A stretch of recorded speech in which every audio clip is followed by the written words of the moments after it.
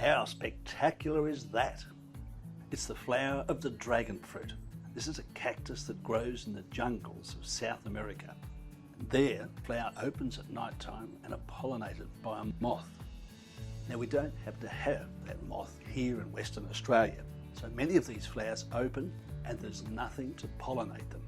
But I can show you a very simple method of actually transferring the pollen onto the female part of the flower, which will give you fruit. Here's how simple it is. Just take your hands like so, swish it in around these stamens, and that will do the job of transferring the pollen onto this female part of the flower.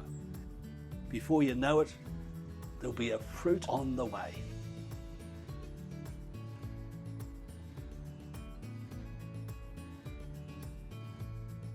So this couple of flowers here, I pollinated a few days ago, and they've started to droop.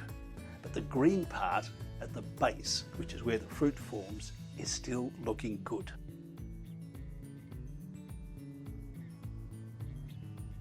And here's one that we pollinated about 3 or 4 weeks ago, and it's well and truly on the way to producing a fruit.